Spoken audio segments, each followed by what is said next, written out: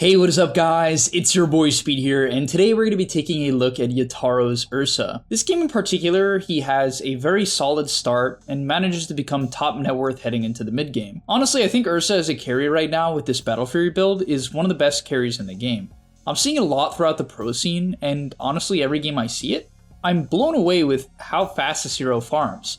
So we're going to talk about how to find space, what items to buy with this build, and just overall see what makes a really strong carry player. So hopefully I can help you guys become better carry players as well. Also, I want to tell you guys that if you've been struggling with solo queue and you're looking to get to the next rank, I'm going to be able to help you. Like literally with the gameleap website, I'm going to give you guys guides that are going to make it unbelievably clear on what you need to do. So if you've been stuck in the solo queue grind, you don't know what to do, and you want to become absolutely broken, but like actually you want to become much better at Dota, and you want to take it more seriously, the gameleap website is going to help you do that. So click the link down below, I'm going to help you get to the next rank, and I'll see you there. So in terms of the starting items and lane, he is laning against a Magnus Enchantress with a Mirana as his 5. This is a pretty tough lane. Like Magnus isn't too bad for URSA, but Enchantress is pretty horrible. She can purge your overpower with enchant. URSA doesn't really deal with the creep well. Most carries don't, but URSA doesn't either. And honestly, Mirana just doesn't add much value in the laning stage, especially against Enchantress who outtrades the Mirana. So he has a pretty tough start, but honestly, because of the fact that you're rushing a Wraithband and a Ring of Health, it ends up not really mattering as he's top net worth coming out of the lane anyway. So the big thing to note about URSA is in the early levels, and this is what I really like about Yatoro, he understands this, and people think that the top players just kind of like dominate the lane no matter what. It's not the case. It's not the case at all. All you gotta do is just pull some creep aggro, you just pull some aggro, then you pull aggro again, and then you auto attack the creeps a bunch. And the reason why you auto attack the creeps is because URSA's base damage at 47 is like the lowest in the game. It's horrible. Right? He's like Crystal Maiden. However, with Fury Swipes, you're giving yourself an extra 10 damage to last hit with, which is huge, right? So basically you want to prep the creeps just in case, because the tower is going to make it hard to last hit if you pull aggro, or if heroes contest your last hit, you want to be CSing with 57 damage rather than 47 damage. And yeah, it's just going to be a ton of creep aggro. He's clearly willing to pull the creeps under tower and just get the CS. And honestly, I think he has the mentality in this lane of, I just need to make it out. They didn't pick a lane dominating position 5. If they did, maybe his gameplay would shift a little bit. Perhaps they would focus on keeping the lane back. Because like, when you pull the wave under tower, unless the enemy hard shoves it back, which they actually are, honestly a little bit surprising to me that they're shoving it so hard back. I feel like they shouldn't. I feel like they should let it push into them, because they don't have to fear the level 2 spike of Team Spirit. So I actually don't really like how Hellraisers are playing this lane personally. Either way, he's going to hit level 2, and typically you're going to see the Q skill just because you want to use it to secure range creeps and so on. From there, a little bit more creep aggro, looking to pressure the Ench, actually Q's away to try to get away from a shockwave, which doesn't work and typically won't. But yeah, just very defensive. You can see not putting any pressure, 0 denies, and it's totally fine. Also, he's going to rush a Wraithband, which I actually like on URSA. This hero's armor isn't too good. It's not one of the better agility heroes when it comes to armor compared to TV and Naga Siren. And the attack speed is fantastic because you're not skilling your W early on. So having the attack speed to once again prep the creeps, harass enemy heroes, it's just good. From there, if you're having a good lane as URSA, you don't want to rush a Ring of Health. But in a lane like Enchantress Magnus, you're not putting pressure. If you put too much pressure, you will just die to Impetus Shockwave spam. So I think that's why he prioritizes going for a Ring of Health rush here. And it definitely makes a lot of sense to me. Anytime you're laning against a double range lane, or you're laning against, as I said, something like the Enchantress, it's a good idea to rush the Ring of Health instead of opting for boots. It's going to make your lane way more playable. Alright, moving on from the lane, URSA is a hero that can jungle efficiently, but doesn't want to have to jungle. URSA's pretty sustainable as a safe laner and can bully out the majority of melee offlaners, and this is definitely the case with Magnus. It's not a hero he has to fear. However, if you're laning against something like Viper or Veno, right, you happen to get counterpicked in your pub because maybe they last picked their offlaner, you just want to get into the jungle. Like, I think a lot of players have this idea that they have to get the lane creeps. They have to defend the safe lane tower. You want to, and you'll see he's going to move back to do exactly that in this game. Just be careful, right? I like the fact that he does it this game. There's a big creep wave. I don't think the Magnus directly pressures you. However, he could get RP'd here. Honestly, I feel like the Mag can drop RP and they get... Does Furion have TP? Oh, he doesn't. Because if Furion had TP, I'm pretty sure you're supposed to RP and at least force the enrage. because it would take the tower. So I would have liked to see them, surely they dive him. This is kind of insane. Honestly, I think Hellraisers are way too afraid of this in Rage, because honestly, the TP options from Team Spirit are pretty bad too. Like, you're going to TP a Snap with no ulti. You're going to TP a level 3 Riki. A Mirana doesn't even do that much. I really think they should actually be forcing the issue way more here. Yeah, they're finally figuring it out.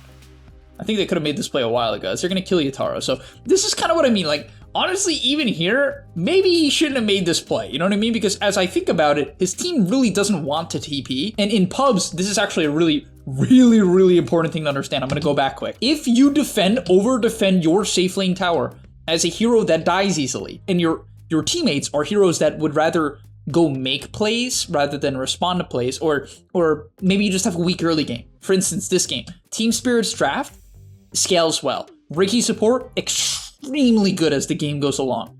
Like, so powerful when he hits level 10 and has shard. Insane. Mirana, very good scaling support. Incredibly good in the mid game because of all of her burst damage and vision advantage. Beastmaster doesn't want to rotate. Snapfire can if she has like teammates to help, but who's setting up Snap ult?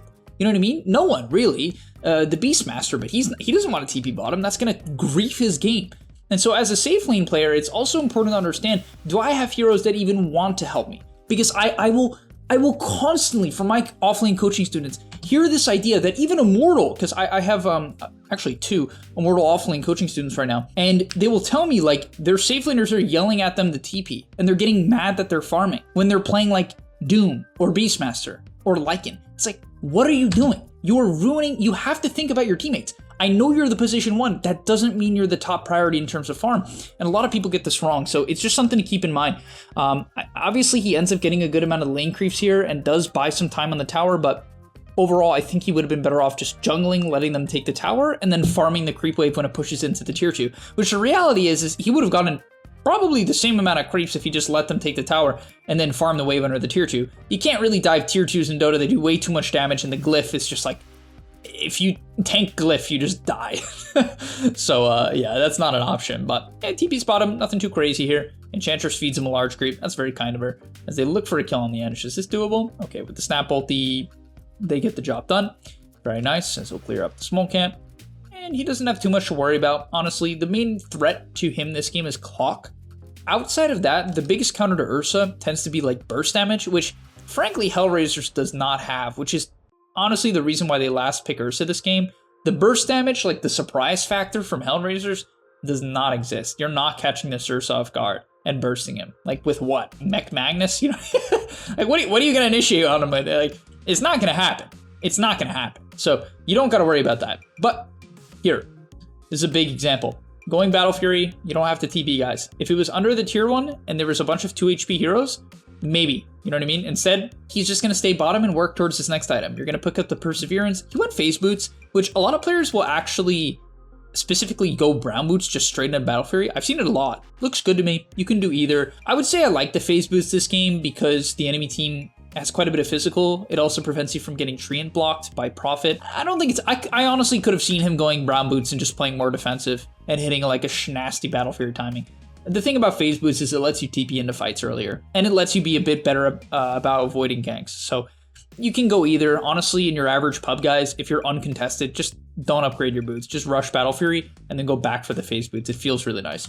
So yeah, he's going to farm in the jungle. Pretty standard gameplay. You want to shove the wave in. Typically, you're going to clear 2 waves. He'll probably do it again here. You're usually going to clear 2 waves, sometimes 3 if you feel completely safe. He could go the 3rd wave. Okay, they're going to look for an edge kill. Oh, they actually get it. Nice smoke screen. That was good stuff. So they kill off the Ench who's kind of camping him. And of course, you're going to feel safe now. You just killed the Ench who's camping this area. 2 heroes showing mid. You definitely go bottom here. Good map awareness from Yatoro. Good stuff. So he's going to clear the bottom wave. Couple waves. Boom. Clear. Clear. Has to be a little bit afraid of rotation. There's the clock. This is why you typically don't go that safe close to the safe lane tower. He's getting run out here. Can they get the job done, though? They see him. They could hook him. Oh, they don't. Wow. Kind of a wuss move from Hellraisers. I feel like you make... If I'm Hellraisers, I'd be forcing the issue more, because the enemy... I feel like they don't want to TP on Team Spirit because of Beastmaster. So I feel like they could have tried to kill this Ursa here. Maybe it's harder than I think. I don't know. Obviously, Enrage comes into the play. It's hard for me to see the exact angle for them. The thing is, Ember is really bad at killing Ursa for the most part. Clock is a bit risky, because like you have to, you know, cog yourself in with Ursa, which is a bit tough. But okay. On the Battle Fury timing, this is great. He makes his way to the Ancients. You can kill Ancients on Battle Fury very efficiently, and typically when you hit Battle Fury, instead of just playing bot, you want to rotate and start to take the opposite side of the map. So optimally, you farm Battle Fury bottom. If given the opportunity, you just farm the Battle Fury bottom, and you make your way to the top side of the map. And that's exactly what you do. And it's great, because then when you take Ancients, if your team ever gets an opportunity, it's a free Roche. So not only do you take Ancients, you threaten Roche. And the enemy team, if they're bad, will give you a free Roche. If they're good, they will be worried about the Roche and often waste a lot of time trying to contest you. But yeah, at this point, you max your W. You actually skip this talent at 10. Most people tend to take mana regen from what I've seen. I guess you don't need it with Battle Fury, which is kind of the nice part. It gives you a lot of mana regen, which URSA actually needs. That's why he has a level 10 mana regen talent. Valve understands this, which is cool. Either way, farming up the jungle here, sees the mid. It's a free URSA game, as I said. Like, a lot of people, something they don't understand about Dota is their farming rotations, they're completely unaware of what's going on around them. You know what I mean? They're completely unaware. They have no idea if they're countered. They don't know if they can die. They don't know if there's a Skywrath mage, an URSA counter, for instance, in the early game at least, running around. Okay? Because if there is a Skywrath mage and the enemy team has, let's say, Skywrath Primal Beast. Primal has a blink dagger, alright? You're probably gonna feed if you show too deep. You'll die, because these heroes will burst you in the silence duration, right? Because you can enrage. So that's something you have to be aware of. As he actually TP's bottom here. Let's see why he TP'd bottom. I kind of missed it. I was busy rambling. Why did he TP? I don't know. I guess there's no creeps. The Beastmaster took all the creeps. Is it just efficiency? Maybe it's just efficiency. I don't know. Maybe it's I mean, they took all the creeps. They're not really looking for a fight. Oh no, they actually jumped the Ember mid. So they get a really nice pick on the Ember mid. And as I said, he's going to feel confident probably pushing down bottom as they see the clock. They don't find him though, but okay, he's going to push out the bot wave. They're going to look for the mid tier 1. On the rest of the heroes, he's going to connect. He knows they might fight this, so he'll connect. He'll walk over. He'll take a peek. Take a look, clear the mid wave. And it's always good to be aware of, like, if your team is pushing a tower, guys, and you're a carry player, and you're on some sort of a timing, show up. Yes, there's exceptions to this, and I think as Dota goes along, like 10 years from now, decisions carries will make will look like way different than they do now, because I think carry players at the pro level currently connect, like, not no matter what, but like more often than they should, in my opinion. It's a really tough call though, which is why I just recommend, guys, if your team is pushing a tower and you're like remotely strong, which he has an Aegis, then show up. You know, if it's pre-Battle Fury, just let them die. Nah, but all right. Fight breaks out. They find an angle here. They got the Ricky Arrow into Mirana combo. Pretty brain dead stuff, but it works. There you go. Boom, you hit the arrow. Very nice. Kill him off. Easy. He's going to get rooted up here. Not panicking with the enrage. And that's always a good sign. You never want to panic and rage. You got to know, am I countered? If you are countered, when you go on someone, you probably should pre-enrage, actually. If there's a Skywrath or a Lion or a Shaman, you got to worry about that. You actually should likely pre-enrage to make sure you can finish off the person you're trying to burst. As he's looking for the clock here, a little bit low, so he's not too confident about going in. So they take the clock kill. And he sees a big wave pushing into top. So we'll ship out a TP, pig pull to the top wave, clear it up, very nice. And his Beastmaster's pushing in top, and he sees that, so he actually opts to take Ancients right before the minute mark as well, so it's incredibly efficient here. Oh, gets both of the camps before the minute mark. Sees a fight breaking out mid. It's convenient. It's close. He'll show up. He's still got the Aegis for a minute 30, so of course he can look. He's got the Q in a second. Could go in. Well, what is happening? Okay, he really didn't know who to go on there. Enrages the Purge the Chains. This is actually a bit awkward. He's got the Aegis, but this could be bad. He popped his BKB? What? What? Are they going to win this fight anyway? No way. This looks horrible. Why did he pop his BKB first life? What am I missing? That was kind of insane. Sort of ends up working out. Wow, this guy's just way better than me. Why? Why? Why? Why would you pop it first life? I guess he just thinks he can kill the Ember. That must be what it is. I mean, it's a good RP, honestly. Yeah, I guess if there's no RP or if Magnus hesitates, he just kills Ember. So I can see the line, actually. Okay. I didn't see that at first, but yeah, he just recognizes that maybe he just knew Ember was also low on Remnants. No, Ember was fine on Remnants. Maybe it's just a panic BKB. Obviously, pros are not perfect. I don't think everything they do is like completely based on logic and perfect. That's definitely not the case, I assure you. But, you know, they tend to be pretty good. on average, they're pretty okay. They're alright. Okay, he's getting... Oh, yeah, no, he's gonna die here, so... Guess it kind of comes back to bite him. The reason why you typically BKB second life is so that your team can close the gap. Like, so your team can come over and cast some disables, and then you can, like, kill off the disable. He was surrounded by 4 heroes and was relatively alone, which is why I expected him to save it, so his team could get there and then use it.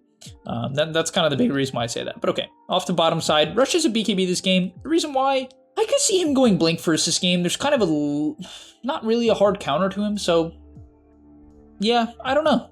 Honestly, I don't know why exactly he would Rush BKB this game. Maybe he just thinks it allows you to fight better. Like, honestly, I kind of see the line of just like, if you blink in and you don't have BKB on Ursa, sometimes you just get stuck.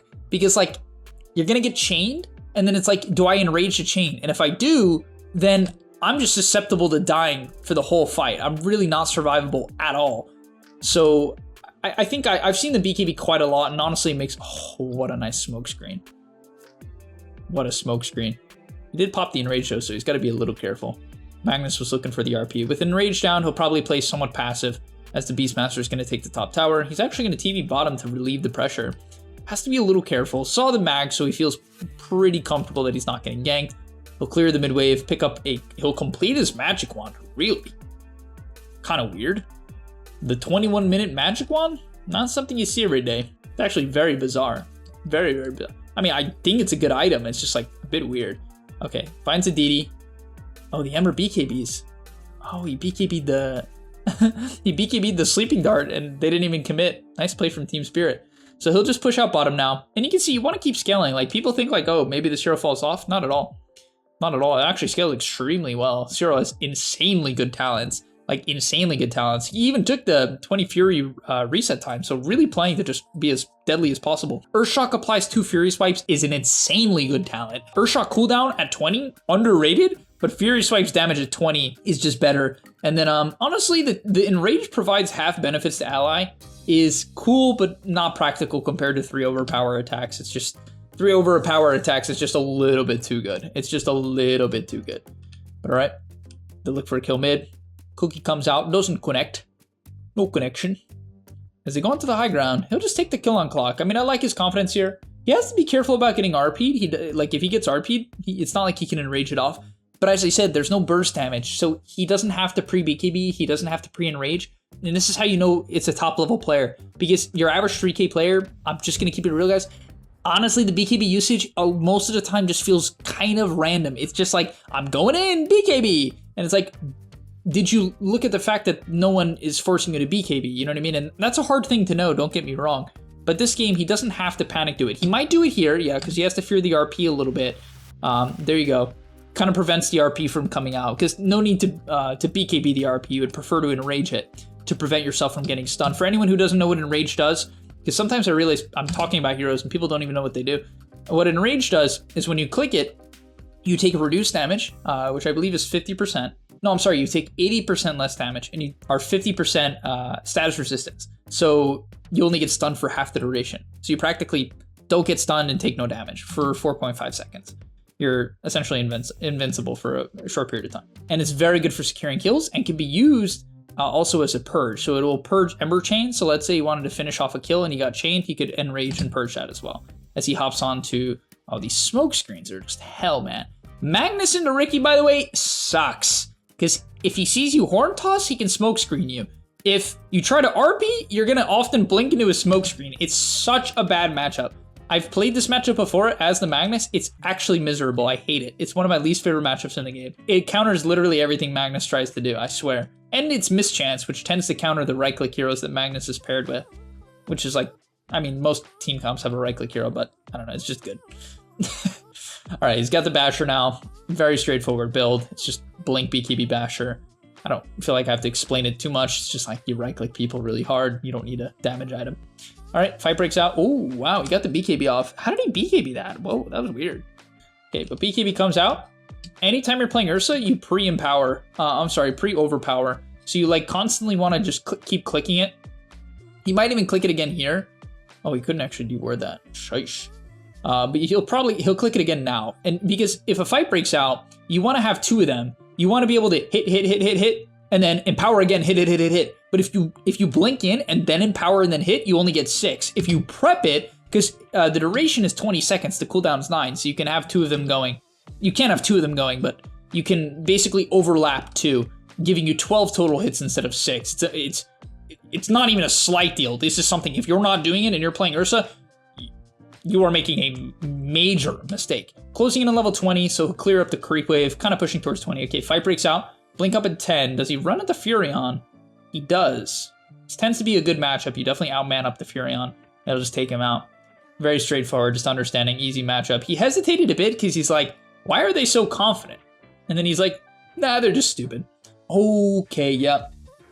Good try on the skewer into RP, but it's never gonna actually connect. But okay, they got him in deep. The Furion TP's in. Okay, they're trying to kite him.